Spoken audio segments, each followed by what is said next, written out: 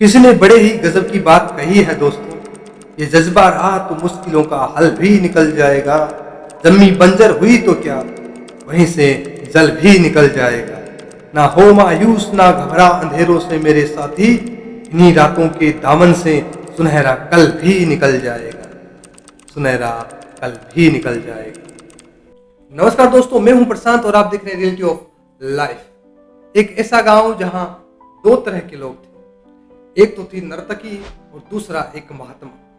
महात्मा बड़े ही प्रवचन देते थे, महात्मा सबको ज्ञान देते थे, उपदेश देते थे, ईश्वर के बारे में बताते थे। लेकिन नर्तकी वहीं लोगों को रिझाती थी, उनका मनोरंजन करती थी, नाच गाना करके उनको दिखाती थी और लोग उसको देखने के लिए भीड़ जमा हो जाती थी। और जब उसका मंच सजता और नर्तकी जब नाचने के लिए आती तो वहां पर सीटियों की लाइन लग जाती, यानी कि सीटियां बजने लगती, जोर जोर से लोग चिल्लाने लगते नर्तकी का नाम ले लेकर। नर्तकी बहुत फेमस थी। वहीं वहीं दूसरी तरफ महात्मा जी को आजकल के जमाने में कौन सुनता है, उपदेश कौन सुनता है, उपदेश बहुत बुरे लगते हैं लोगों को। तो महात्मा जी उपदेश देते थे तो वहां लोग कम होते थे और नर्तकी जहां नाच करने जाती थी वहां भीड़ ज्यादा लग जाती थी। कभी कभी तो ऐसा होता था कि एक तरफ महात्मा जी के प्रवचन चल रहे होते थे तो उसी गांव में दूसरी तरफ नर्तकी का नाच चल रहा होता था।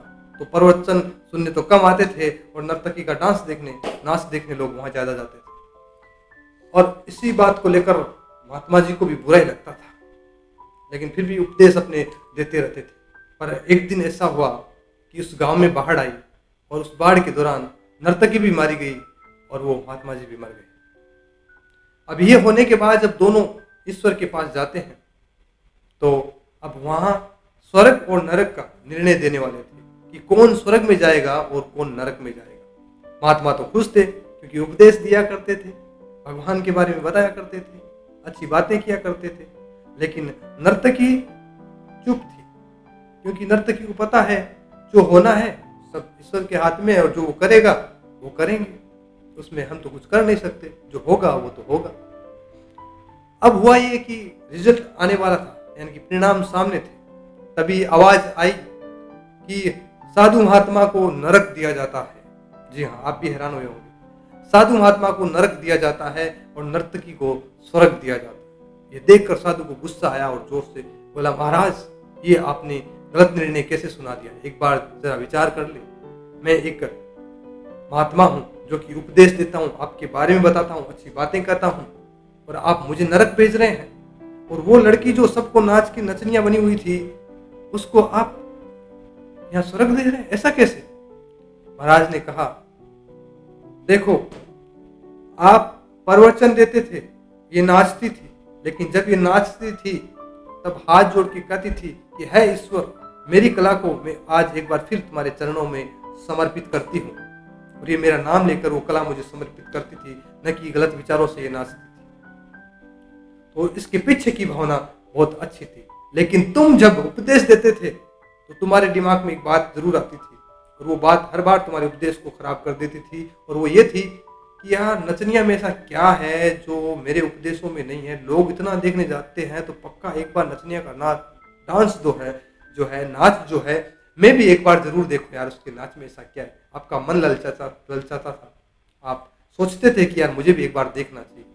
आप भले ही प्रवचन देते थे लेकिन आपके मन में ही रहता था कि काश नचनिया को मैं भी एक बार देखूं। तो आपके मन में पाप हुआ करता था क्योंकि आपके पीछे की भावना गलत थी। दोस्तों, ये कहानी हमें सिखाती है कि अक्सर हमें कुछ काम गलत नजर आते हैं। जैसे कहा जाता है कि अगर आपके झूठ बोलने से किसी की जान बचती है तो झूठ बोल देना चाहिए, वो झूठ नहीं होता। आपके झूठ बोलने से किसी गरीब का भला होता है तो आप झूठ बोल दो, वो झूठ नहीं होता। ठीक उसी तरह नचनिया अगर नाचती भी थी, लोगों को रिझाती भी थी, मनोरंजन भी करती थी, लेकिन वो अपना पेट भरने के लिए ईश्वर से परमिशन लेके उनको समर्पित करती थी, न कि लोगों को। लेकिन पंडित जी जो थे, जो प्रवचन देते थे, वो दिखावे में सबको महाराज नजर आ रहे थे, लेकिन महाराज में छुपा हुआ कुछ और इंसान था जो गलत विचार भी रखता था। तो दोस्तों, हमारी भावनाएं भी अच्छी होनी चाहिए। जब हम कोई कार्य करते हैं तो हमारी भावनाएं उसके पीछे अच्छी होती है तो वो गलत होते हुए भी सही हो जाता है। इसलिए दोस्तों, अगर हम किसी को भी गलत बताने जा रहे हैं, अगर किसी आदमी ने कुछ किया है और हम उसको गलत बता रहे हैं तो हमें जानना चाहिए उसकी जगह रहकर कि क्या वाकई में वो आदमी गलत है, क्या उसने जो बात कही वो गलत है, क्या वो आदमी गलत है, उसने जो काम किया क्या वो गलत है, लेकिन उसके पीछे की कोई वजह तो नहीं है। बिना वजह जाने हम उसको गलत नहीं बता सकते। इसलिए आगे से भविष्य में किसी को भी गलत बताओ या कुछ भी कहो, उससे पहले उसके बारे में जरूर जान ले दोस्तों। आई होप आपको इस छोटी सी कहानी से फिर कुछ सीखने को मिला होगा। मैं हूँ आपका दोस्त प्रसाद, एक बार फिर आपसे विदा लेता हूँ। उम्मीद करता हूँ नेक्स्ट फिर मिलेंगे। सभी का